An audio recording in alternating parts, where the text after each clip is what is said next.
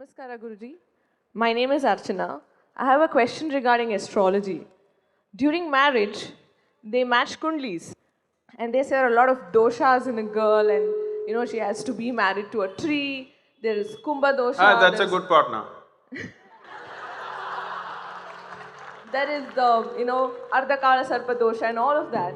Is it required to match the kundlis? And what is this all about gotra? I want to know. Oh, I don't know about the Kundali, but marrying a tree is a good idea. Such a stable husband. No, they advise it to cut it later. That's the Actually, problem. I'm offering something better. I can get you married to a mountain. Always there, for you. Never messes with you, always there. Ideal man, isn't it? So, we're making too much fuss about two human beings coming together.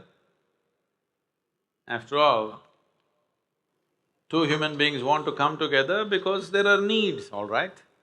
There are physical needs, there are psychological needs, there are emotional needs, social, financial and other kinds of needs. To fulfill all this in a graceful manner, we make some arrangements so that we can fulfill these things gracefully. Because our needs are not any different from the needs of every other animal on the planet, same need. Only thing is, because we have a certain level of intelligence and sensitivity, we want to conduct that gracefully. That's what marriage is, right? Hello?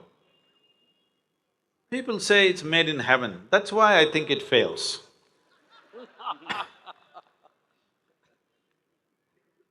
Because fundamentally, for two people to come together, it's very easy to match the stars, they can fix all those things. But matching these two idiots, nobody knows how to do. Unless you enter this engagement with this intent that somehow, I must give the best to the person who is sitting next to me right now. If you don't enter an engagement or any relationship with that, obviously it'll become frictious. If you're looking at how to squeeze joy out of somebody, well, initially it'll all be nice, it'll look romantic. After some time, it'll be a disaster.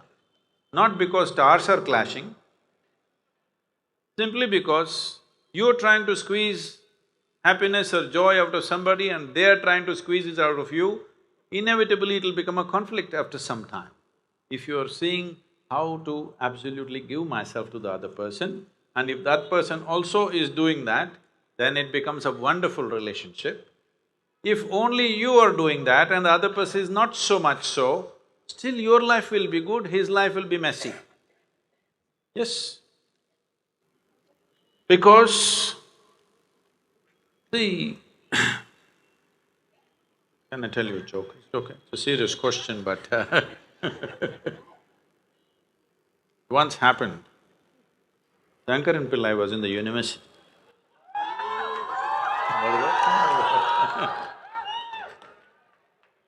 So, he went to his professor one day and said, "Sir, I need your help on something very important."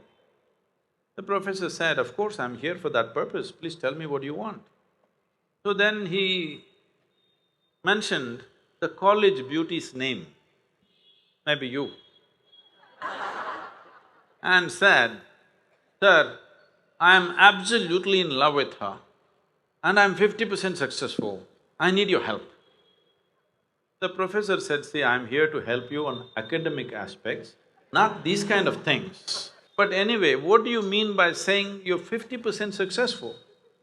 He said, "Sir, I'm totally in love with her, but she doesn't know. That other 50% I want you to fix for me." So even if it's 50%, when you are in love, it feels wonderful for you.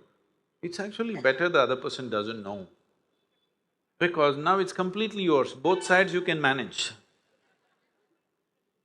Because human beings, they go up and down.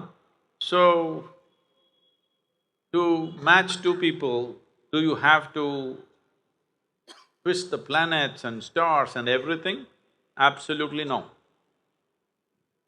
It is just that we're making very big fuss about it. About the gotra you said, this was a simple way, a traditional way of managing genetic purity for breeding, because marriage is about breeding in the end, all right? You and me are here because somebody did breed, isn't it? So, maintaining genetic purity so that those who considered in some way brother and sister does not come in marriage together, they had an elaborate system. But that system is all messed up, nobody knows who is who now. In a few communities, a little bit remnants may be left. Largely, we don't know who is who. There are genetic studies, if you have it done, unfortunately, you will see there is some… just now somebody was telling me in a shocking way in Bangalore, they said, Sadhguru, it seems I have some Romanian blood in me. I said, don't tell me how it happened, but